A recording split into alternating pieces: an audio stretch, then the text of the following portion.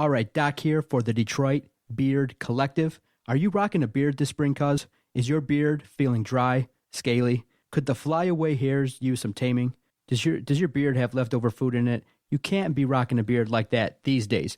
There's companies out there that help you groom your beard in a nice, tight way. Go to DetroitBeardCollective.com, a Detroit company that provides quality beard care products. Go to their website, DetroitBeardCollective.com, and check out the many items that they sell. Beard care sets, combs, Detroit Beard Collective t-shirts, or the very popular Beard Crate, which is a comprehensive beard care set which allows you to choose your favorite Detroit Beard Collective product, all for one great price. DetroitBeardCollective.com. Hey everybody, this is Freddie Cohen of ESPN Radio. When I'm not talking about breaking news or breaking news on ESPN Radio, I'm always a fan and listen to the Detroit Sports Podcast, and so should you. All I want to know is if you got your popcorn ready. Do you got your popcorn ready?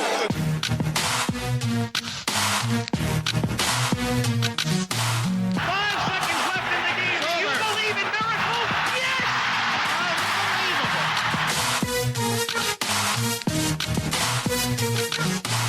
I said, are you strong? They said, I'm strong if you strong. And I said, we strong in there. I'm a man. I'm 40.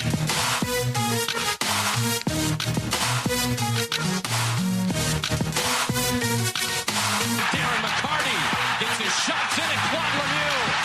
And look who came all the way out to try to help. Patrick Waugh. Oh my goodness.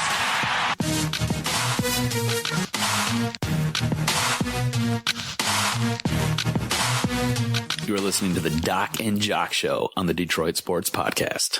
Often imitated, never duplicated. Welcome, everybody, to the Doc and Jock Sports Podcast. I am the Doc, John Macaroon. Joining me, my cousin, Adam, the Jock Strozinski. What's up, cuz? What's up, cuz? Very great to be here to do another podcast, episode 102 of the Doc and Jock Podcast. And we welcome another special guest to the studio from the Detroit Beard Collective. Matt Pionk is here. Welcome to the Doc and Jock Studios, Matt. How you doing? Good. Thanks for having me, guys. Tell us a little bit about the Detroit Beard Collective, how you started, and what kind of products you sell. So the Detroit Beard Collective is a manufacturer, producer of high-quality grooming products. Most of our focus is around the facial hair region. So we have our core product line of Beard Butter, which is a all-natural leave-in conditioning beard balm. We also do Beard Elixir, which is a leave-in conditioning beard oil. We also do styling waxes for mustaches. We carry a variety of combs, most importantly from Burton & Levi here in Detroit, made by master jeweler Jason Burton. Then we had really fun character tees. We try to keep it Detroit-centric, a little bit of fun. We have some sports-infused stuff, so... Yeah, if you check out our Twitter page at Detroit Podcast, you guys have been kind enough, give us some free t-shirts to give away to our followers, and we greatly appreciate it. The Lions, Tigers, and Beards black and white t-shirt has been really popular and has drawn a lot of retweets and a lot of comments as to saying, hey, we really want to give that away. So thank you very much, and thank you for being a sponsor of the Detroit Sports Podcast. Yeah, no problem. It's our pleasure. That shirt's actually been really good for us. Like, I wore it around to the ballpark a few times, and I can't tell you the number of times I've been stopped just because people want pictures with it. I've started to rock a beard because of you, so I'll give you credit for that. It takes me about a week or so to grow it out, and you've noticed, and a lot of people have noticed around town, that the beard movement is kind of picking up. What has been your experience, and why did you get into kind of growing out your beard and this whole kind of this new wave beard movement? So my beard was in defiance.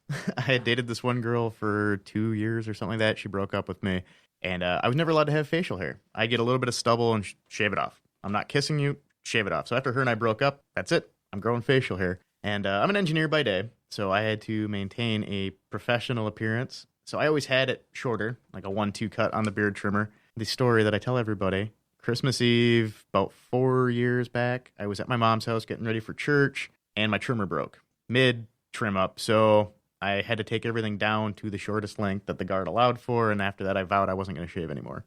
So it went on about 2 months. So January, February, my boss finally noticed that I was looking a little homeless, I guess is the best term for it. And he's like, if you're going to keep a beard, you have to keep care of it. So then I started onto the internet, Facebook, Twitter. How do people take care of these big, gorgeous beards? Because you see guys like Ricky Hall. He's a beard model over in the UK. I'm like, how do they do this? And you find beard balms, beard oils, and there was really nothing locally available, like at the salons or Walmart, Meijer. So I was buying it all online, paying what I felt was way too much for what it was. I started ripping into what the stuff was made out of. Found out that I could buy those same ingredients, started coming up with my own recipes, tweak a little bit here, experiment there, make a little bit extra, give it away to my buddies. And next thing I know, we had our own line of product. And we opened up an Etsy shop in January 2014. I finally decided, after enough people had requested for, oh, hey, can you make me a tin or a bottle for a Christmas gift? $5-10 here. I was like, all right, let's see if we can make a little bit of extra money doing this, and open the Etsy shop. That took off. We were doing a couple $100 a week. Decided to call ourselves Detroit Beard Collective, because it really wasn't just me. It was a bunch of people's collective thoughts coming together and feedback. Started DetroitBeardCollective.com, snowballed out from there, started doing open air markets, like the Eastern Market here in Detroit. From there, we were nominated as a finalist in Martha Stewart's American Made, and that's when stuff really got fun. So we, in a very less than a year short period, we had national exposure and attention. We didn't win it, but we did become a finalist, and they picked us up for their American Made marketplace for this 2015 calendar year. So you can find our products in addition to all the other fine stuff on Martha Stewart, American Made, marketplace.com.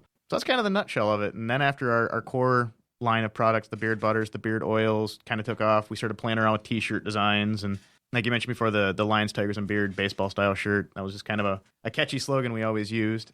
It just kind of snowballed out of there. So we've got a Detroit Red Wings themed shirt. We've got a Tigers one on the way, hopefully here. Hopefully we'll do a Lions one. It's just a lot of fun. I mean, that's the whole point to it. All right, Matt, you named a bunch of products that you guys have. What's been your best seller? What's the one thing that everybody kind of wants from you guys? The number one selling thing is actually a kit that we sell online. It's the Supercharger. It comes complete with a can of beard butter. You can pick the scent. Same thing with a bottle of beard oil or beard elixir. And then we have a stainless steel bottle opening comb that we've got a laser engraved Detroit Beard Collector design. And that goes for $54, and you can add on stuff like mustache wax to it and our shampoo bar. So that's been by far and large kind of like the all-inclusive, very popular grooming kit. So a guy like me, as you can see, my beard looks extra patchy. Kind of looks like I shaved my pubes off and glued them on. What can you do to help me here, besides just offering me a razor and telling me to go shave that off? Well, I was going to tell you to throw the razor away. Yeah. I tell everybody, no matter what length of beard, facial hair, beard oil is kind of where you start. Okay. It's just like anything else. You start from the ground up. So your layer, your base is your scalp. That's what the beard oil is going to help out with. It's going to penetrate past the follicle, or past the hair into the follicle, and condition and moisturize there. Basically, when you have healthier hair, it grows in a lot better. You got healthier skin. It's going to be able to support the hair, so you're not losing hair constantly, too, when you're brushing, combing, or just general everyday hair falls out. So that's pretty much anything you can do, is always start with the beard oil. When you start getting a little bit of length, then you can start talking about getting into the beard butters. Those are going to play more into the hair and soften that and condition that. And then if you got a mustache like mine, you can start getting the mustache waxes to style, but always start out with beard oil. Like if anybody's always on the fence, like, well, should I get the beard butter or the beard oil? Always the oil. Always oil. Always oil. And actually, that's the other cool thing. We market beard elixir for beard growth, but doesn't promote beard growth. But when you're growing a beard, it also works great for an aftershave oil. My business partner, Joe, actually doesn't grow a beard. Old college buddy, so he was really excited about this whole business opportunity. But he started using it just as an aftershave oil, and he's got really bad psoriasis, and it's actually helped out. And his dermatologist noticed. Actually, his hairstylist mentioned something, too, because he's been putting it up top. Oh, wow. She's like, this is actually the best I've seen your scalp in a long time. So it does have some benefits for the non-bearded. So usually I run around with a really close shaved goatee. I usually keep it probably with a 1.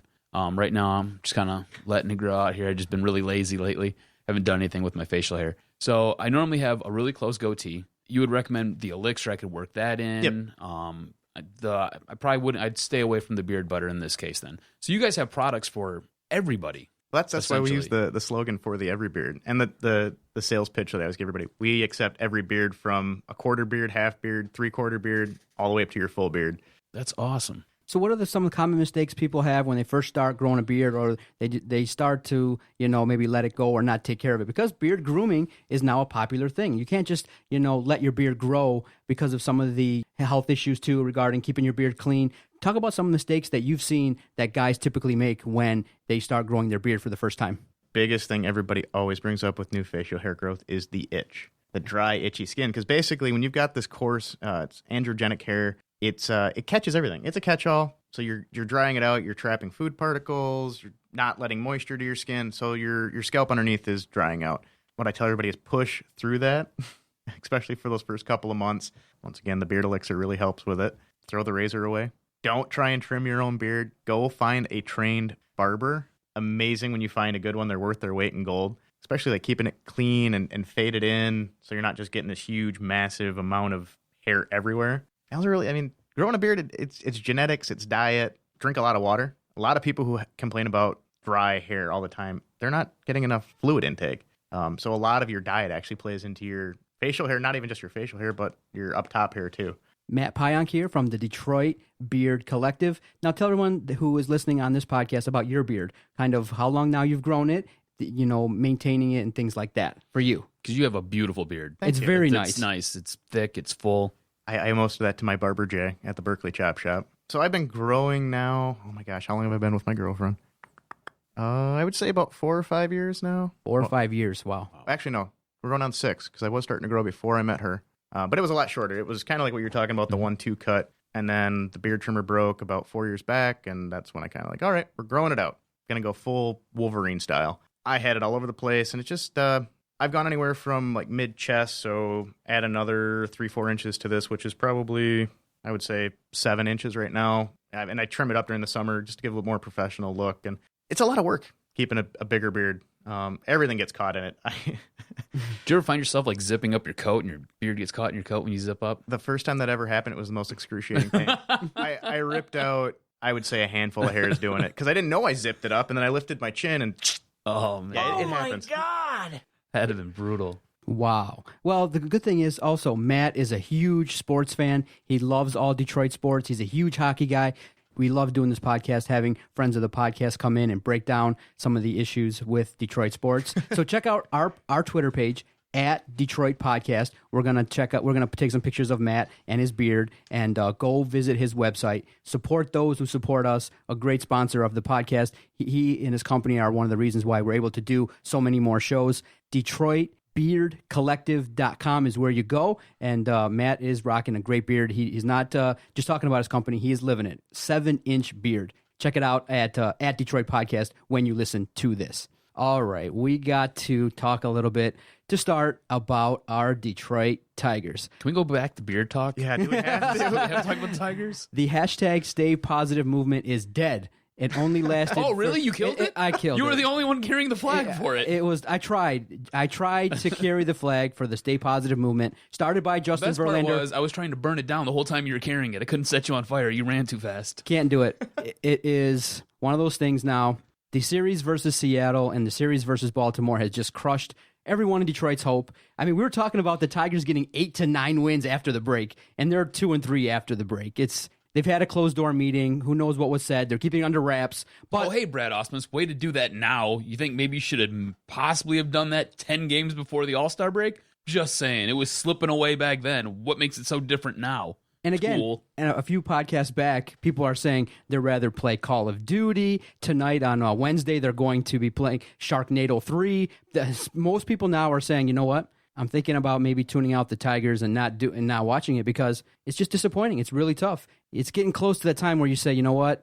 This 2015 season is going to be a wash. They're going to sell, and I don't think that this season is going to have a lot of positives to talk about. Yeah, I think at this point, it's time to pull the plug.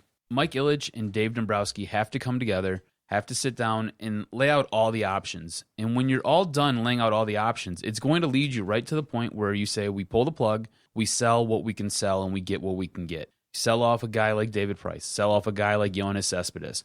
If somebody's going to come to you and they're going to offer you a ton of prospects who are ready to go, better than anything you have in your farm system, for a guy like JD Martinez. I know he's the bright light that we have right now. He's the only thing really good on this team. They're going to offer you something good. I think you have to take it. You have put yourself in a bad spot by hacking away at what was once your strength in pitching, never fully addressing your bullpen. You have your $30 million man, Miguel Cabrera, go down. You've got Victor Martinez on the men still. You did a great job swooping up JD Martinez. Outstanding job. But now you're going to have to use him to get some prospects in here because you've blown out your entire minor league system to get these guys in here that you have right now. And you still have giant gaping holes all over this lineup. Whether it be in the bullpen, whether it be in the starting rotation, whether it be in the batting order. So you have to sell at this point. There are no two ways about it. You have to sell. And you're going to have to deal with missing the playoffs because I don't think you make them, especially if you sell. Now, Matt, are you still tuning into the Tigers, or are you starting to kind of do some ancillary things or focus more on other things? Because the Tigers are a tough watch, man. The game versus Seattle, giving up a grand slam, Neftali Feliz, just when the doc says, hey, he's doing a good job on the last podcast, boom, gives up a grand slam after 30 pitches or so. Are you still with it? I'm not making it a priority to tune into the games anymore. Oh, I mean, if I'm another one. If I'm working in the garage or down in the shop, packaging up orders and stuff, I'll throw it on the radio. But it's not like I would dedicate, all right, this is a big series, I'm tuning in, JV's on the mound or Price is on the mound. Like, that luster's gone. You don't want to watch Justin Verlander bring his gas can out and set himself on fire and roll around on the mound for less than 4 innings? No. No? I don't blame you. At all. I'd rather watch Simone or Green pitch just because You shut your face. No, I'm serious. It's the novelty factor of it. Like, how bad are they going to do this time around? Like, how much can they actually screw themselves out of a job? So you're tuning in to see how awful this might turn out. It's not even so much that you want to see a good game or you want these guys to do something stunning out there and possibly give you 8 innings. You want to see how bad they're going to self-destruct. I want to watch the novelty. Well, this is about 5 years in the making. Mm-hmm. We have watched Dombrowski make some killer trades, free agent pickups, but they have depleted the farm, long and short. And they've put a lot of emphasis on top prospects like Castellanos, and he's not panning out. He does a good job knocking balls down with his face. Oh, jeez, that's about the only thing he's been hitting lately, or hitting with. They hedged their bet, and obviously it was a bust in my opinion. A lot of the starting pitching staff revolves around Verlander being healthy. He's not going to be the JV that they signed 2-3 years back. We all knew the end of his contract. It was going to be just a attaboy, thanks for the good years. But those good years didn't come after he signed that contract. It's a garbage fire. I mean, that's the best way to put it. Oh, that's the best way to put it. And then after the tough games, we're all sitting there. These games are not, when the Tigers are playing these games, they're sometimes going 3 to 4 hours long. And you're invested. You're like, oh my gosh, they're up, they're down. The Tigers in the second game versus Seattle, they came back down 5-1. You're all excited. They have an 8-6 lead, and the bullpen blew it. Brad Ausmus had a big part in it, and we're going to talk about that in a few minutes. But then Romine comes out and is just like, hey, it's just another loss. I don't know why you guys are trying to make it more than it is. And when you talk like that, first of all, Romine, of course, has to be the one that comes out because where is everybody else? I don't know. Romine's now the spokesman for the team. I don't get it. But hey, he made his he did his best Brad Ausmus impersonation. It's like, hey, this is just another loss. No big deal. What happened? It's just another loss. That's just the sign of a true utility player. And he covers everything from on the field and into the press box. Yeah, exactly. And it pisses me off. Maybe he could take over coaching. Maybe he could do that because I don't know. Anything's better than the guy who's calling the pitches right now. Yeah, where's the passion? Where's the fire? I mean, I feel like I have more passion. I feel like I want to go in there and light these guys up day after day after day. 46 and 47, where they stand right now, is unacceptable. With the payroll, with everything that's going on, you can't go into baseball games and try to play the way that they're playing. You have to be ahead. The Tigers' first at bat, they're down 4-0. They cannot put everything together, and they're not going to. But when you come out and tell the fans that it's just another loss, it's not just another loss. This is the defining moment whether this organization is going to buy or sell. You got David Price. You got Cespedes. They might be shipped out of here. You may lose a Victor Martinez. You may lose a Kinsler. This nucleus may be blown apart. You don't know what's happening. Trade them all. Yeah, and that's what everyone's talking about. But you come out and just say it's just another loss. And look, we're gripping versus Seattle. Seattle sucks. That's really what's most frustrating. I think most of the Detroit fan base is there's no sense of urgency. I mean, that's a cliched term, but there's always excuses. And it's just, that's just one game. We're on to the next one. You're past that point. You can say that up until the All-Star break. After that, it's baseball time. You got it. I mean, how mad were you? Did you tune into that nonsense? Oh yeah, I was sitting there and I was firing tweets off on Twitter. I was furious. I finally put my phone down. I crawled into bed and I watched Neftali Feliz go out there and just load up all the bases and just throw junk. He didn't even look like he was interested in being out there, first of all. And the stuff he was throwing across the plate was just garbage. A lot of it was in the dirt. And I don't know if that's something that him and Avila had worked out, or maybe he's just struggling to get the ball across. I don't know. There's a reason why he was DFA'd in Texas. There's a reason. I mean, Dave Dombrowski likes to go out there and get these reclamation projects, and then you put them into games and you see what happens. There's a reason he was DFA'd. And then he gives up the grand slam. at that point, I was like, it's all over. It's all over. Like, a lot of times I'll sit there and I'll be the guy who's like, okay, well, they can do it. They can do it. They can put a run together. The solid part of the lineup's coming through. They'll be able to do it, get a few hits, this, that. Now I said, no, screw it. I sat there, I rolled over, and I put on, I don't know, like Morgan Freeman's Through the Wormhole or something like that, something to pass out to. Oh, my God. I just fell asleep, man. It was awful. I woke up in the morning, I was like, oh, yeah, they didn't do shit. No surprise. It's awful. And Brad Ausmus is watching Neftali Feliz load the bases, just watching him. Mind you, he's essentially exhausted his bullpen because he can't manage a damn game. So Feliz is out there, and the guy wants to hang himself, doesn't want to be out there. I have no idea what Jeff Jones said when he came out there. I'm pretty sure Jeff Jones said, hey, just try to get it across the plate, and let's try to get out of here with minimal damage. And Neftali Feliz was like, oh, that's cool. I'll just groove one right down the middle and watch this one go yard. It's okay. Don't worry about it, guys. And he sure enough goes ahead and does it, and game. Yeah, what we're seeing is every move that's possibly being tried has blown up in the face of the organization and Brad Ausmus. I mean, how do you come out and say that you don't use Alex Wilson and Soria to close that game out? They're your two best relievers, the two best, and you don't use them because you're so scared. The bullpen has now affected the manager. He's now trigger happy and is like, you know what? I have to worry about using Alex Wilson in extra innings. Who does that? Win the game. If it goes out there, put him in, 8-6 lead, close it out. Okay, so Wilson gives up a couple hits, yank his ass out and put in Soria. Get the win. Why are you playing scared? The bullpen has made the manager scared, and the manager at the same time, along with the players, is making things much more difficult than it is. Much more. And at what point does Neftali Feliz just walk in and is handed the 8th inning job?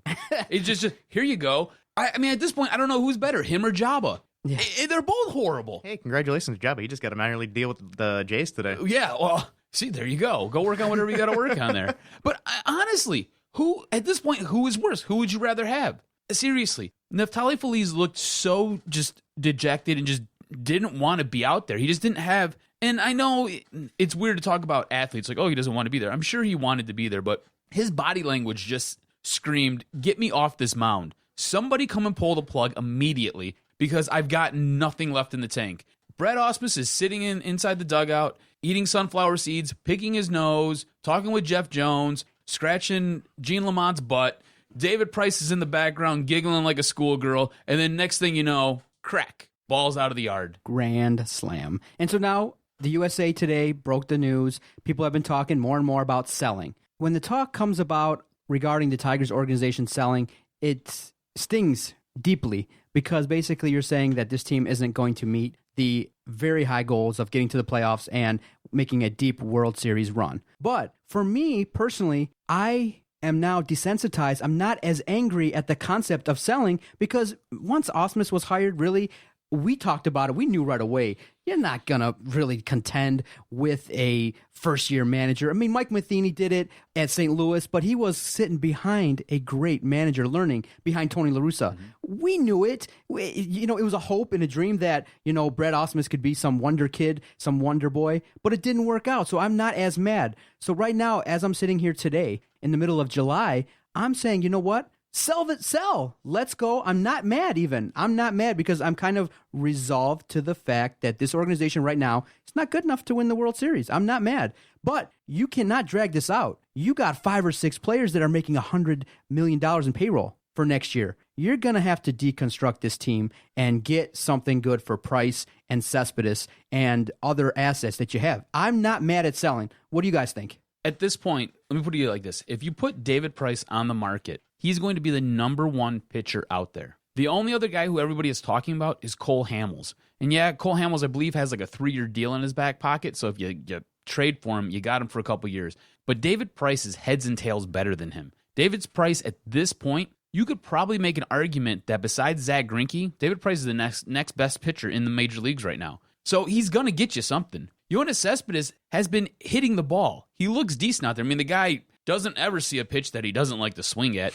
I believe they flashed something up that he had his first walk in over a month. So, I mean, the guy swings at everything. So he hits the ball. He will get you something. You have other guys. If somebody's looking for a veteran leadership who is, when he is on, he's great. You have Victor Martinez you can trade. I mean, there are pieces. If somebody wants a second baseman, you have Ian Kinsler. These are all high payroll guys that will help alleviate some salary and possibly bring you back some pieces later on. So if they want these guys, trade them away. I only have a few untouchables. That's Miguel Cabrera. And if you really made me a solid offer, I know this is going to sound sacrilegious, but if you made me a Herschel Walker type deal, I'll give you Miguel Cabrera. Because at this point in his career, he's often injured. You know, he can't play 160 games anymore, right? So I would trade him. I don't see the harm in it. I know everybody wants to keep him, so when he breaks all these hitting records, he goes down in history as the best Tiger bat ever, but at a certain point,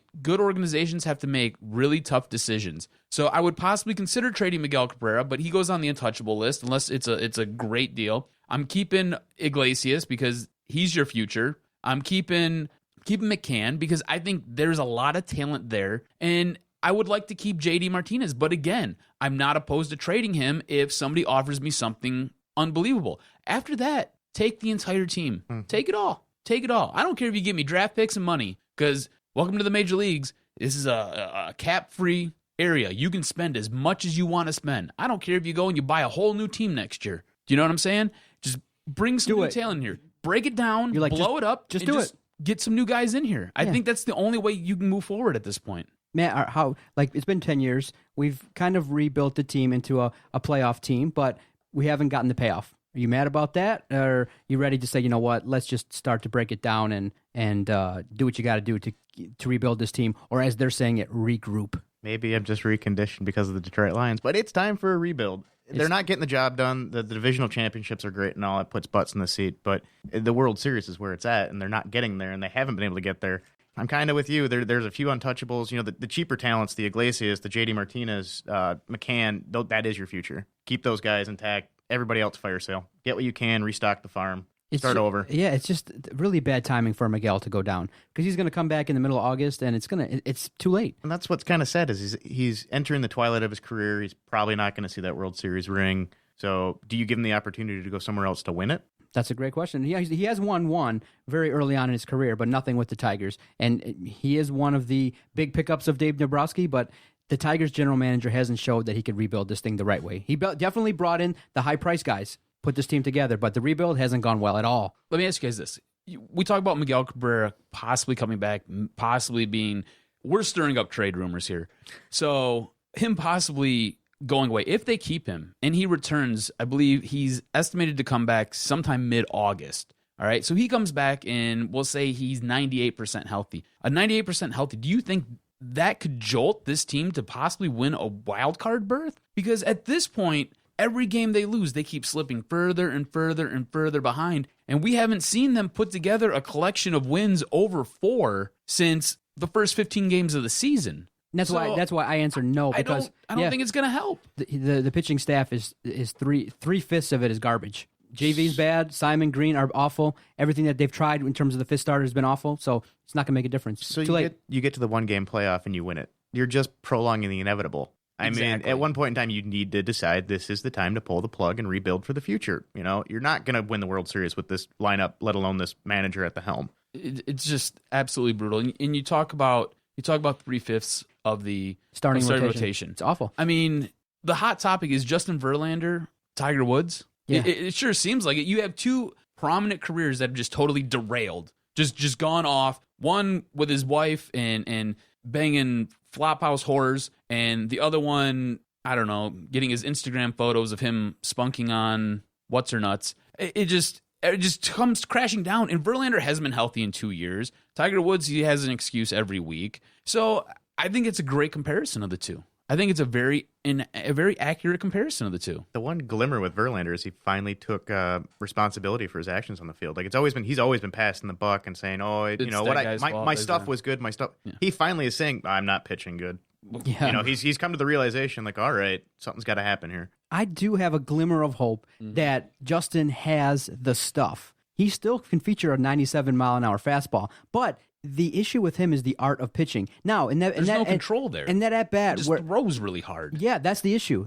He rears back and throws 97, but he's got to get late movement. He's got to use the curveball better. And I think that the issue is he is not willing to go away from that fastball to try to get guys out. And I do believe, though, with the stuff, with adjustments, maybe looking at finally saying, okay, you know what? I reared back, I threw my best stuff, and these guys are slamming it out of the ballpark. He will realize that, okay, I need to change. It's going to show on the field. He's going to look at the film, and it's going to show, wow, I have a 97-mile-an-hour fastball, but these guys are professional hitters. He has to make tweaks in his decision-making in terms of what pitches he throws and when he throws them. So I do believe he's got a better chance of making a recovery than Tiger Woods. Tiger Woods, I mean, his descent really needs to be looked at further. I mean, this is unbelievable. We're talking now about him can't win a tournament. Now, not winning majors. He can't make cuts. Can't make cuts. Forget winning tournaments. He can't make cuts. Tiger Woods is lost, and his I think is in his head.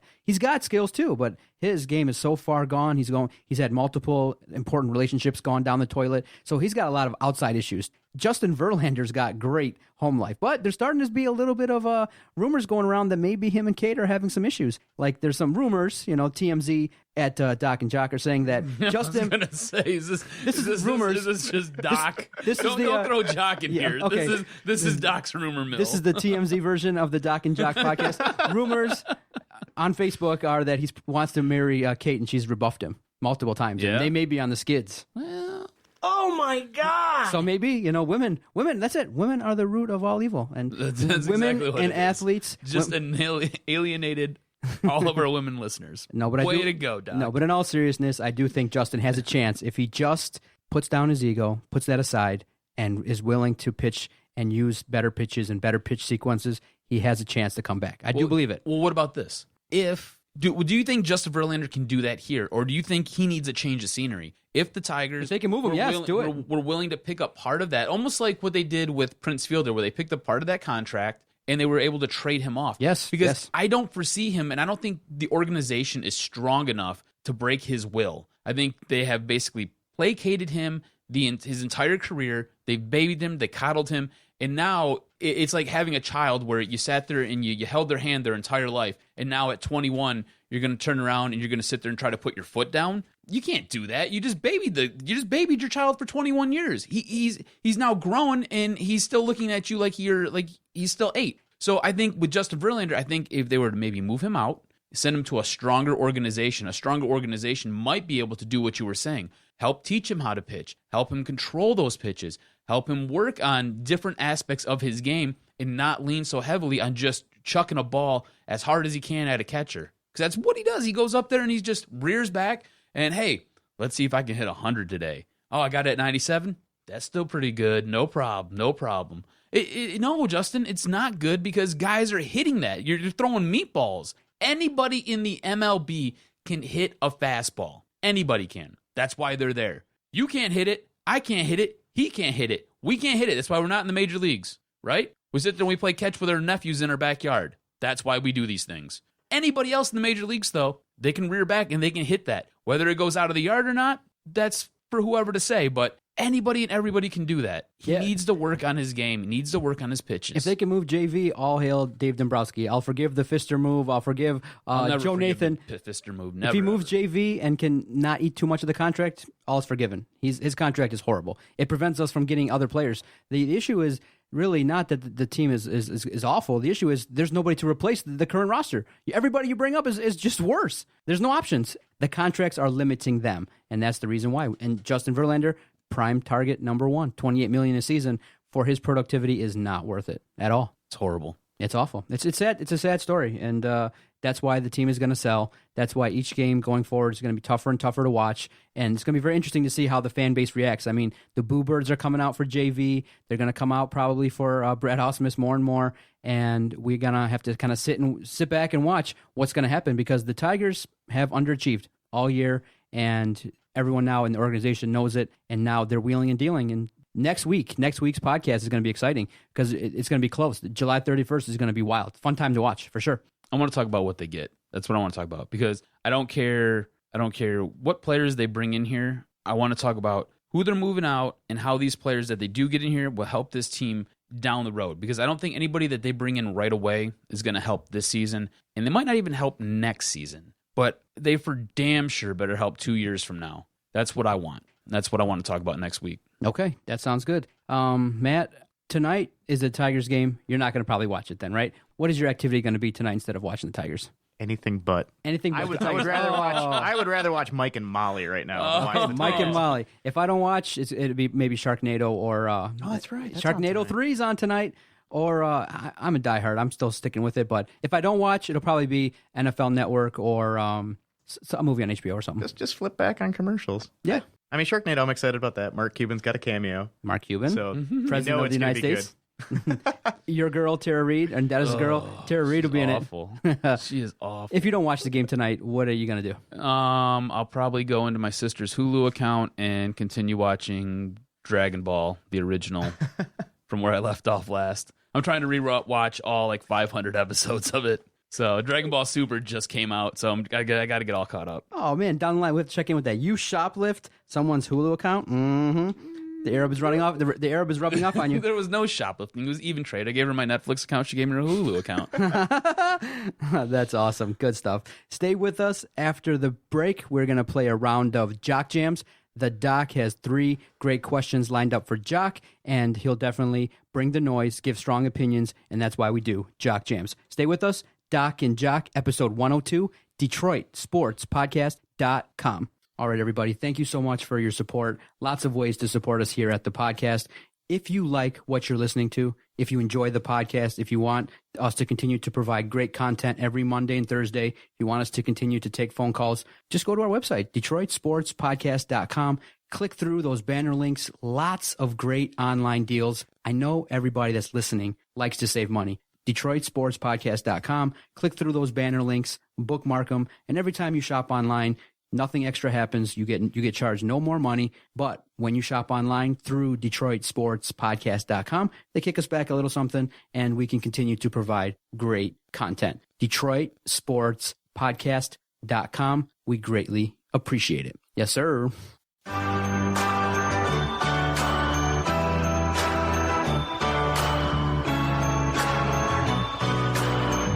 Well, you can tell everybody. Yeah, you can tell everybody. Go ahead and tell everybody. I'm the man, I'm the man, I'm the man. Yes, I am, yes, I am, yes, I am. Doc and Jock, episode 102. Thank you so much for downloading on the various platforms, iTunes, Stitcher, Podomatic. We greatly appreciate it. We want to thank our great sponsors who allow us to do these great podcasts. And like they announced on the Motor City Sports Rant, we are adding a new fantasy football podcast starting around the first week of August. Jarvie the King and his brother are going to break down fantasy sports. He's going to give you great information, great insight. And Jason and his brother Joel, they absolutely love them some fantasy football. You just, hey, tell them talk fantasy and they let it rip. They're excited. And hey, that's what we do here. We're excited to talk to those and to put on shows for people who are passionate about what they're into. That's a wicked tag team right there, too. The Jarvies, got to watch out. It's brotherly love and brotherly hate all wrapped up. Matt Pionk's here from the Detroit Beard Collective. He's been sitting in, bringing the noise, telling us about the Detroit Beard Collective and telling us his strong opinions about the Detroit Tigers. And I know he's looking forward to a little bit later to break down the Red Wings and some hockey talk. But right now, this is what we call Jock Jams. This is where the Doc kind of asks 3 great questions of the Jock, and we talk about Detroit issues and other national issues as well. And the Jock gets a chance to showcase his great knowledge and what we call Jock Jams.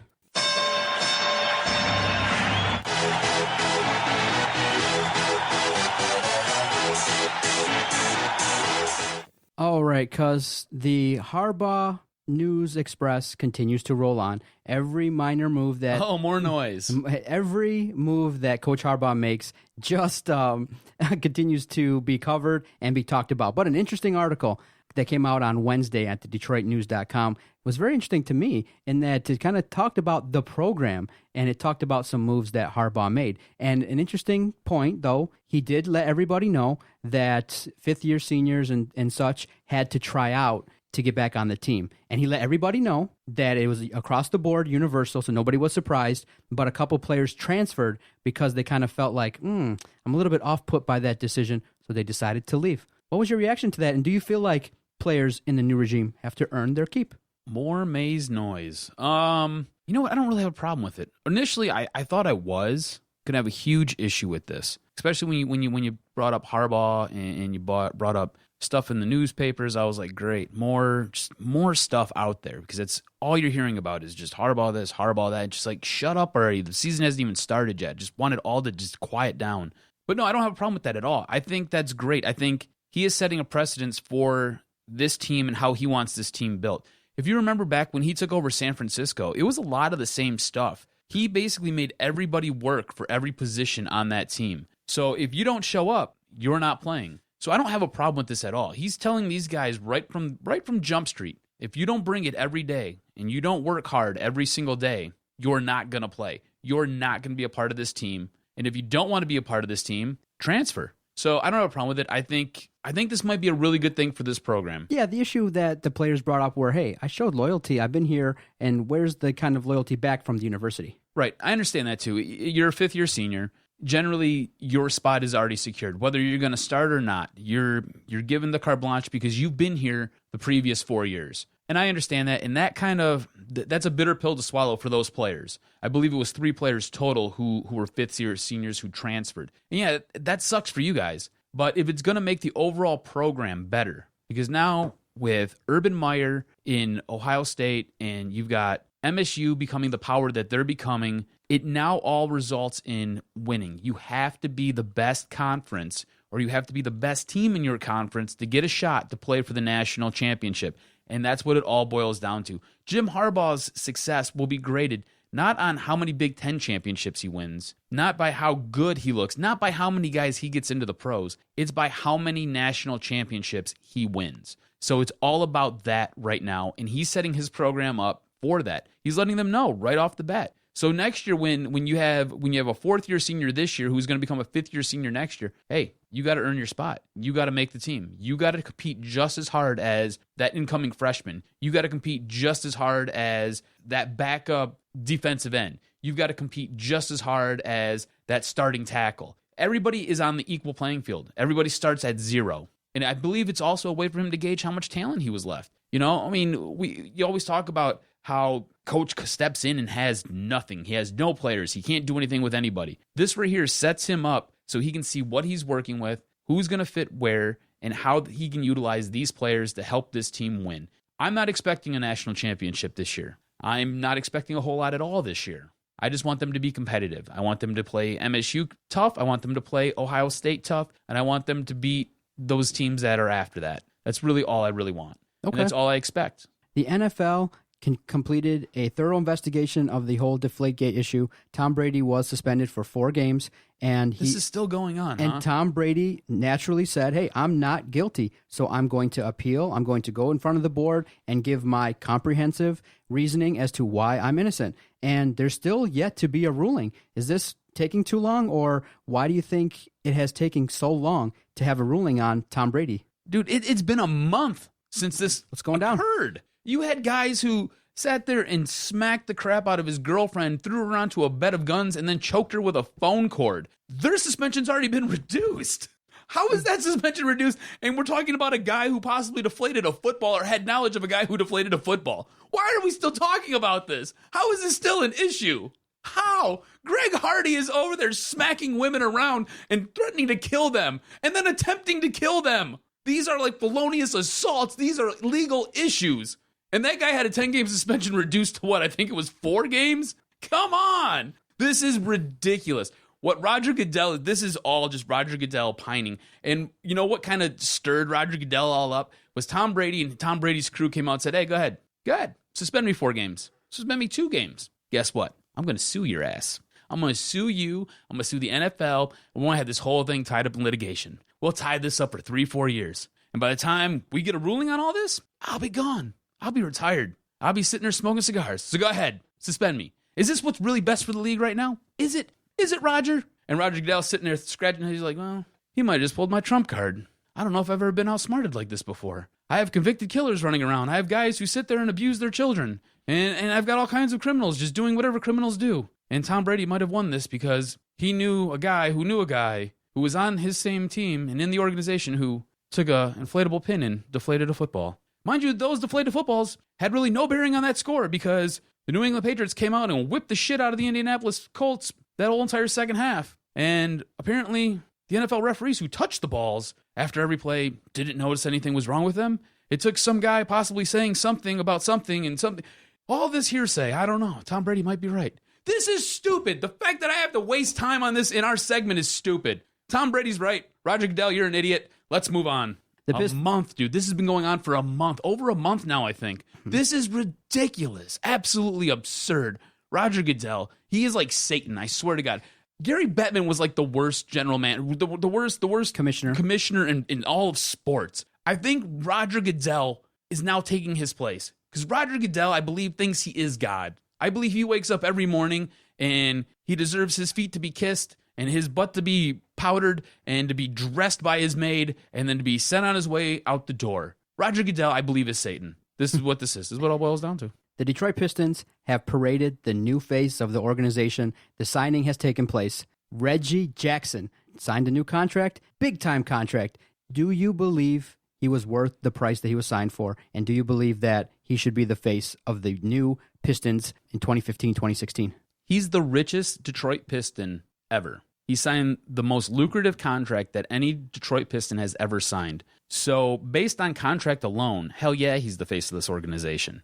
Going forward, if this team backs up any of the talk that they've been talking about, how they want to win championships, how they want to be relevant, how they want to take it back to the bad boy era, they want to do this, they want to do that, he's going to have to be the leader of this team. He's going to have to be the face of this organization. It can't be Andre Drummond. It can't be Kentavious Caldwell-Pope. It can't be any of these guys. It's got to be Reggie Jackson. Reggie Jackson has to step in, and Reggie Jackson has to ball the day he gets the basketball on the court game one. He's got to show what he is, who he is. The one thing I can say that's come out through all of this talk about his contract and this and that, he's a very active voice on that team. He stays in touch with all the guys, talks to all the guys.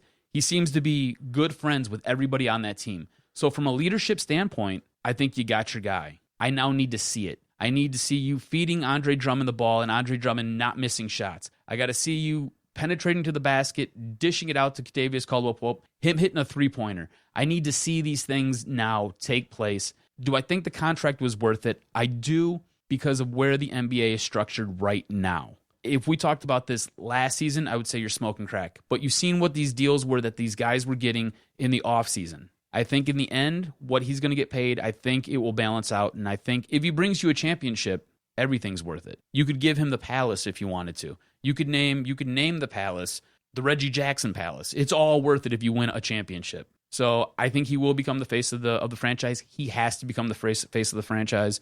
And for, what is it, $80 million? Sure, why not? That's what these players are making nowadays, so why not? That was Jock Jams. Now, on episode 100, you paid me compliments, and that's why I love Periscope. Instant feedback. We gained several followers. Lots of people are pushing the screen, giving us hearts, but several comments came across the board saying, hey, dude, who's this guy? Give him his own station. He's like, give him not his own show. Give him his own station. Dude, he's like, dude, love this guy. Give him his own radio station. Good stuff, Jock. You did really good. That's why. Whoever that was, thank you. It's a good segment. Jock Jams. We love it. Good stuff. Stay with us. After a quick break, we're going to talk Red Wings hockey on the Doc and Jock podcast, episode number 102, DetroitSportsPodcast.com. Doc and Jock here for Fanatic U, the official outfitters of Detroit Sports and the Detroit Sports Podcast. Look, guys, a few months ago, me and the wife, we went out. She needed some new gear for a Michigan game. She was like, hey, where do I go? Where can I get something? I said, why don't you check Fanatic U out? She was like, where? I said, Fanatic U. And of course, Fanatic U has a massive selection of t-shirts, hats, jerseys representing all of your favorite Detroit teams. She went to Fanatic U, got some sweet gear, came home, went to the game, and she got complimented. So get to your nearest Fanatic U. Visit fanaticu.com today. Check out all of the sports gear that you can deck yourself out with, or stop by one of Fanatic U's 6 convenient locations: Garden City, Taylor. She went to the Southfield one, Novi, Fraser, or the newest one on Brush Street in downtown Detroit. It's 1 block away from Comerica Park and directly across from Ford Field. Fanatic U is the spot for the newest, trendiest, and hippest gear in the D, so visit a location near you or check them out at fanaticu.com. And if you go to fanaticu.com, you can use the promo code DSP and get an extra 15% off, even clearance items. That's how much they love us and how much we love them. Fanatic U, the official outfitters of Detroit Sports. Yes, sir. And don't forget, promo code DSP, 15% off. Good stuff, Jock, and they definitely have helped us out as well. They give us stuff to give away to our listeners and gift cards, shirts, and things like that. We want to thank the crew at fanaticu.com. Doc here for DetroitSportsNation.com. please go and check out their website dedicated to Detroit sports. They have great articles, great writers who are dedicated to providing great content for the city of Detroit and all the Detroit teams.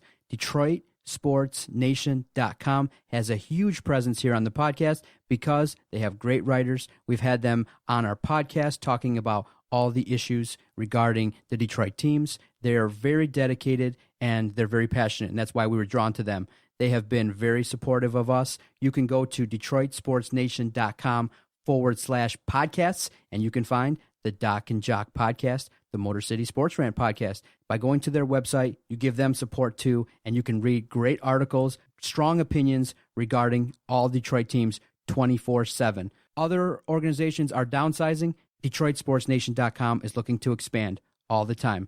Please do us a favor, support those who support us. Visit DetroitSportsNation.com. You're the future of our business, and I know when you guys have a podcast like this, our future is in good hands. You got to check out their stuff. I mean, I'm really impressed by it. You guys have probably one of the better ones I've seen in the country. Wow. In a short period of time, you've done good work. Look at me kissing your hand. I know.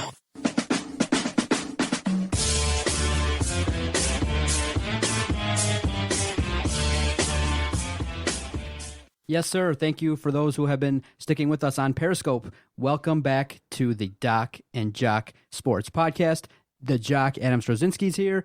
Doc, John Macaroon, Matt Pionk from Detroit Beard Collective sitting in the studio. And now it's time for Red Wing Talk, man. It's still a couple weeks away from training camp, and lots of people are kind of looking at, okay, how did we do in the draft? How is this new lineup going to shake out? How is Jeff Blashill going to organize the team, and what is his team going to look like? So, you address him correctly. That's the second coming of Christ right there, Jeff Blashill is. Oh, okay. You address him correctly, rookie, sir. Rookie. I'm still treating him like a rookie coach. You address him correctly. Could you imagine now if Brad Ausmus, Jeff Blashill don't perform with the Tigers and horrible. Wings?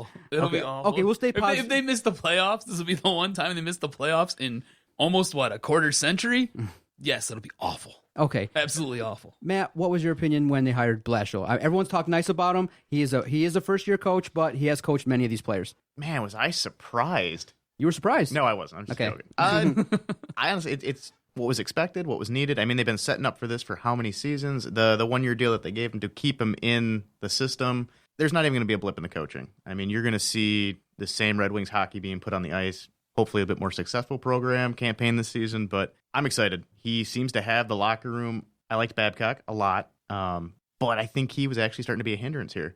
And Blashill seems to have the younger players excited to play for him.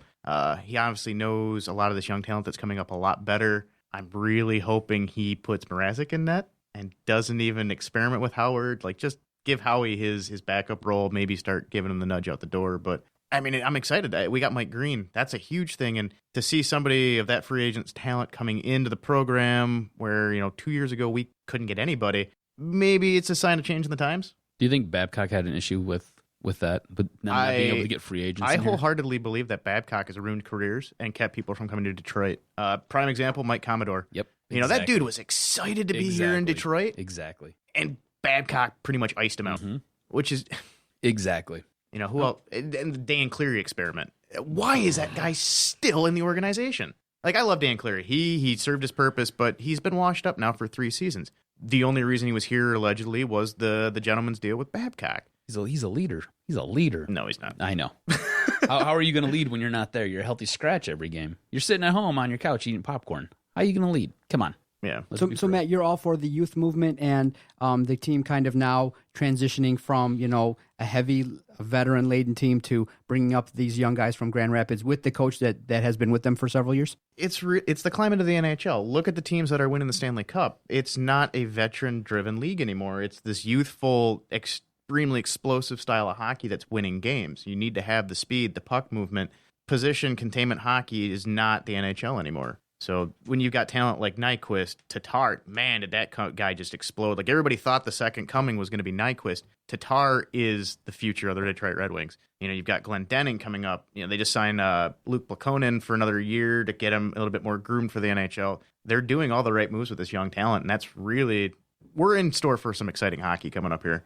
News of the week. though a little bit concerning in that you do need, and I agree with you 100%. It is going toward a younger, faster, bigger NHL. But you do need some veteran presence and guys who are veterans that will step up. But our veterans have been injured, are maybe having concussion issues, are disappearing in the playoffs. But this week, Bronson's not dead yet? Franzen is skating. Really? Reports are he's skating and is probably going to start and be available for the start of the season. With a walker? One hit away, one check away from the Jock, and he's done. Jesus. But news of the week, Pavel Datsyuk is the news has come out that he's probably going to miss the start of the NHL season. Your thoughts on that, and how big would a loss like that be to start the season, especially with a new head coach? He's going to likely be out till October, November-ish. So I'm guessing he's not going to be full goal until maybe December, maybe beginning of January, if we're lucky.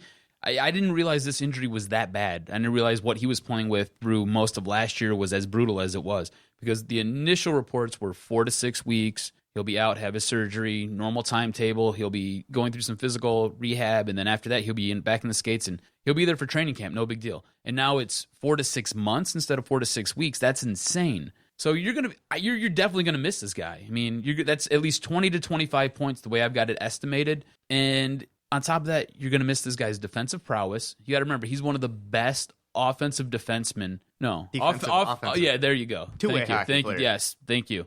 Trying to work this out in my head. It all sounds right. I'm so jacked up on caffeine. Look at all this stuff. I'm just tweaking out right now. So what he said, and on top of that, he's so creative with the puck. I mean, the guy is an exceptional part of your power play. He's an exceptional part of your penalty kill when you need him out there.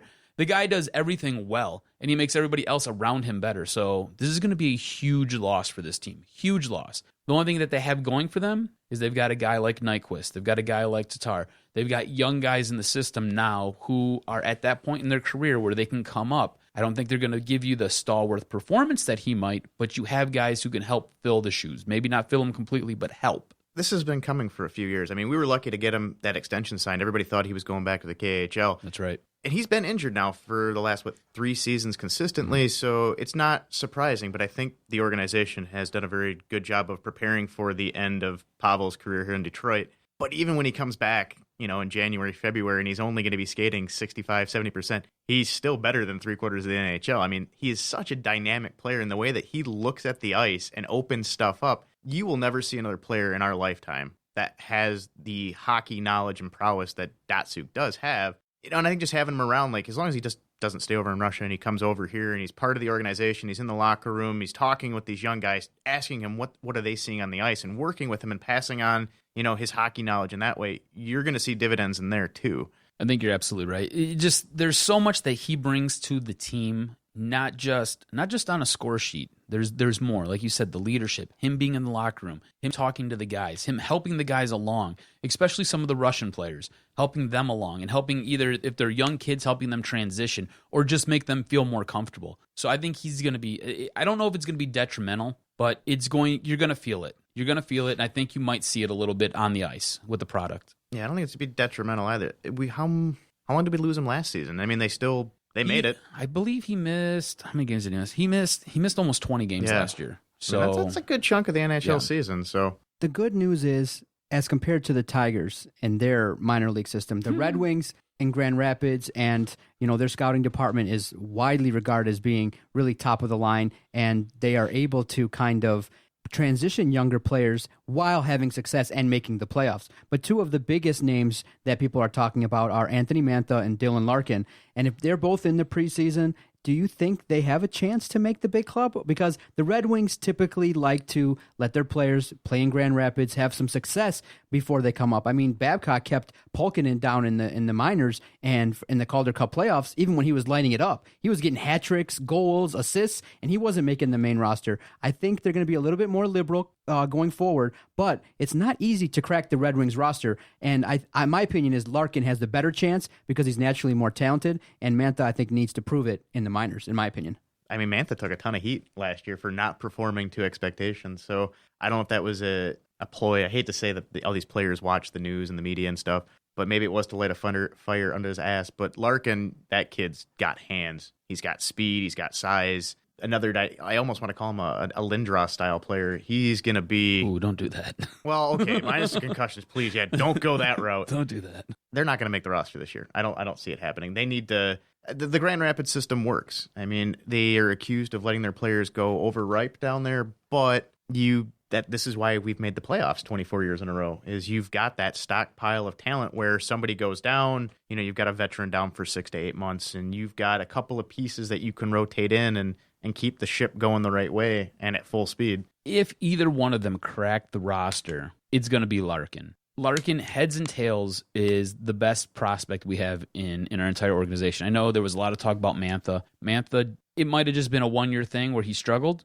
but Dylan Larkin has been able to go and transition from playing college hockey to playing international hockey with the big boys, playing with grown men from the NHL and putting up points. The guy's a talent. The guy's amazing to watch. So I think if either one of these guys has a shot, it's definitely going to be Larkin. I just think he's so good. I mean, I'm running out of words to describe him. Like, you have to see him. It's magical. Yeah, it is. Honestly, it's weird. It's weird to talk about him like that. And it's weird to talk about a player like this, because even with Pavel Datsyuk, when he was coming up, there was like, okay, well, there's this guy. And it was kind of what it was. And then you got to see him on the ice, and you were like, whoa, he's really good. Sergei Fedorov, there was a lot of talk about Sergei, and then you got to see him on the ice, and you're like, whoa. But Dylan Larkin, because he was in U of M's program, you got to see him there. Then he went over and he competed in Worlds, and you got to see him there. You got to see him with actual NHL guys, and you got to see what he could do there. And he's in your face, and at every stage, he just elevates his game.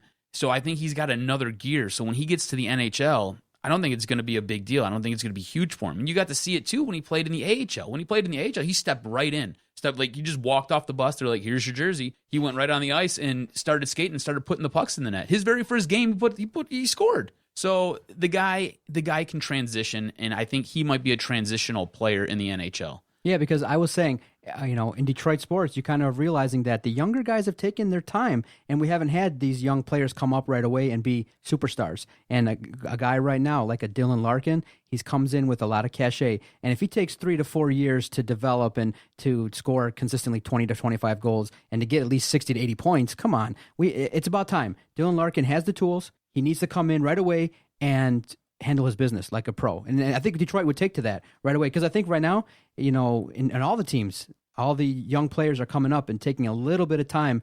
There's only so much patience that Doc has. And so if Dylan Larkin stinks, oh man, I'm going to be pissed. No, I think he'll fill in. Okay. I think he's going to be just fine. Okay. Mantha, I think... Patience. Yes, I think patience will be key with him, because there's been a lot of pressure. He's one of those guys where you dump the pressure on him, and I think he kind of folds a little bit. He kind of goes back inside of himself and isn't able to elevate his game and get back out there and do what everybody wants him to do. Whereas Larkin's the total opposite. You just keep lumping it on him, and I think he just gets stronger and stronger, and he wants to go out there and prove you that he can do these things, that he's better than what you even think he can do. So I think with Mantha, time and patience, and Larkin, I wouldn't be surprised if Larkin was on the starting roster the very first day. By all accounts, the offseason has been great for Ken Holland. Right away, people are saying, okay, well, Mike Babcock's not here anymore, so free agents are more likely to come. Well, obviously, right away, we picked up Mike Green and Brad Richards, some targets that the organization considered to be top prospects that they want to bring in here. But when you look at the roster right now, the wings are flush with defensemen, and as many as I think you wrote, 11 defensemen. What are they going to do with that, and what do you think is going to happen? Some move to the minors, some sent off in this offseason,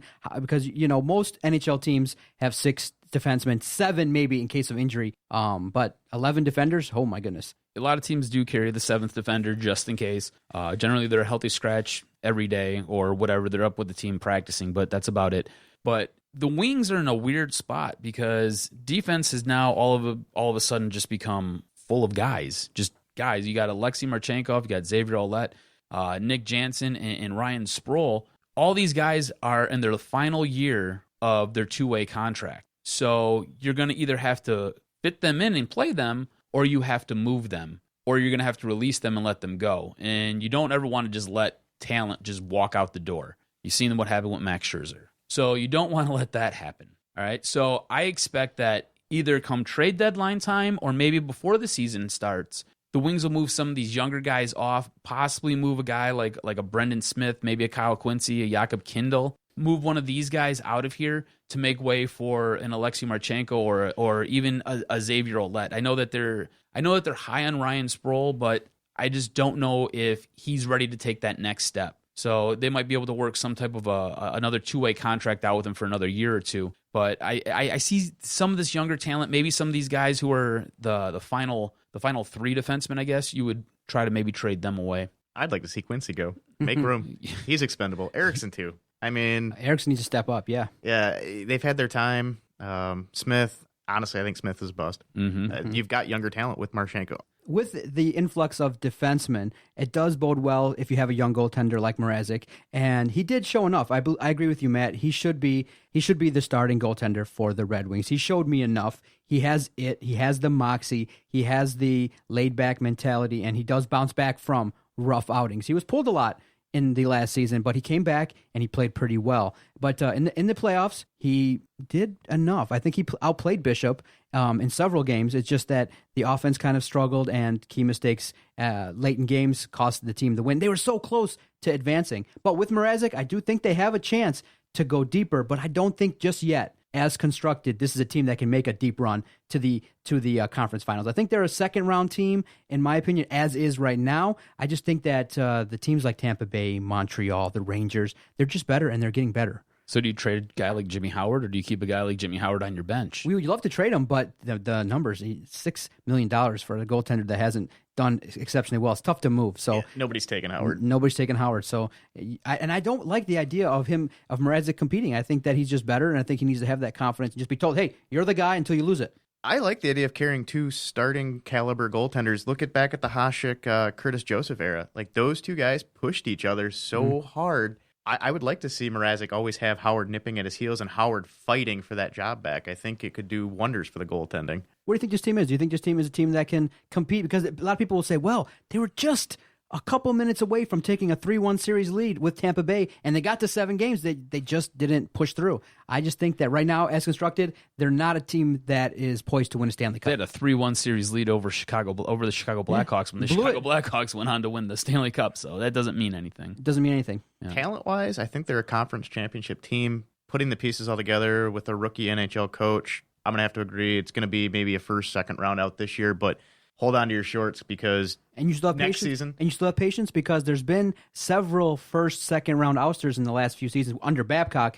Around town, the fans are used to the Red Wings making deep runs and being considered serious Stanley Cup contenders. And right now, there is a youth movement, but a lot of people are valuing the talent as being very, NHL caliber, and they think that, should I continue to invest in a team that's just going to be first or second round kind of thing? I think that in the salary cap era has kind of really hurt the Wings' cachet, in my opinion. Call me a girl, but I'm gonna hold judgment because I want to see what Blashill does. I want to see how he constructs his team. I want to see what they're going to look like. If we could revisit this question maybe 10 games, 15 games into the season, I can give you a more direct answer. But I think this team's going to be exciting. I think they do have the talent to be a conference champion. To be in the Stanley Cup Finals. Yes. Okay. I don't know how he's going to construct his team. I don't know what style offense they're going to play and what they're going to do. I think he has all the pieces to sit there and fly around with teams like Chicago, Tampa Bay, to sit there and move up and down the ice with these guys. Or if it has to change a little bit and be a little bit more physical, a little bit more brooding, similar to what I guess the Philadelphia Flyers like to play, where they have forwards who can really snipe some goals, but they have a lot of big guys who like to lean on you. Their defense likes to hit you a little bit. I can see him going both ways here. So I think it's going to kind of depend. I think he's got the talent, and I think that he knows what he wants to do because he's coached all these guys, and he's stepped in and he's won before. They won the Calder Cup his very first season that he was coaching. So I think he's got the ability to do it. I don't think the stage is ever too big for him. I think he can arise and elevate his game. The big question mark for Blashill with me is how is he going to handle the veteran talent? He's got the youth stuff down, yes, but how is he going to mix that in with the veteran? That's the big question mark for me. How do you sit there and you go to a guy like Henrik Zetterberg and say, hey, you know what? We've got reduced ice time. Yeah, we got 2 guys who are better than you. We're going to move you down to the third line. And is Zetterberg going to be okay with that? I think he would be, but how is that going to play out? Yeah. You're absolutely right. And then to end, Jock, when we exited the playoffs versus Boston, we kind of noted that, okay, the Red Wings and their size needs to be addressed. They need to kind of get bigger, get a little bit more presence in terms of the size of the team, because the Eastern Conference is no joke. The checking is serious, big, fast guys. I mean, literally, Tampa Bay, the average forward on Tampa Bay was about 6'2", and they were huge, and they're fast, and they're talented. Do you think, from what you've seen in terms of the steady building and rebuilding of the Red Wings, that the size is something that's comparable now in the East, or they need to build up more on size? I think size can be negated with speed. That being said, size can sometimes negate speed when you're in the corners. I don't know. It's kind of a yin and yang here. I don't think they have to get bigger. I think there used to always be these talks about when they would go to the Stanley Cup or they would go to the East and they play against teams in the East. You know, the East is so much bigger. The East is so much more bruising. The East is this, the East is that. And they would sit there and they'd just kill everybody in the East. And they would sit there and they'd win their Stanley Cup championships with 4 or 5 game sweeps, you know? So I don't think that they have to get bigger. I think they have a style that they want to play. I think they'll hold true to that. And as long as you can master your own style, I think you'll be fine. If you look at what Chicago does, Chicago plays a very different style where they like to sit there and they like to shoot the puck right up the middle and they like to open it up. They take full advantage of not having a 2-line pass rule anymore. And what happens is that leads to either one-on-ones with the goaltender or it leads to odd man rushes. So that's their style. That's how they play. If you shut that down, Chicago's a totally different team and Chicago's not winning Stanley Cups. But it's hard to shut that down because they've got so much talent and they've mastered their style. So if Detroit can sit there, whatever Blashill wants to do, whatever his style is going to be, if they can sit there, they can hone in on it, and they can harness it, I think they'll be fine.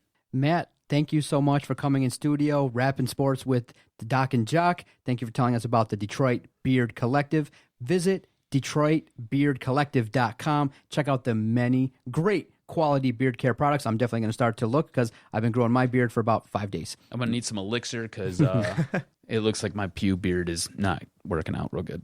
Give it time. But thanks for having me, guys. This is a blast. DetroitBeardCollective.com. Thank you, guys. For the Jock, Adam Strozinski, I am the Doc, John Macaroon. Thank you for downloading another episode of the Detroit Sports Podcast. Go Tigers. Guess what? I'm going to sue your ass. So a guy like me, as you can see, my beard looks extra patchy. Kind of looks like I shaved my pubes off and glued them on.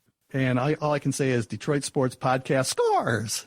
I hear voices in my head, they counsel me, they understand, they talk to me.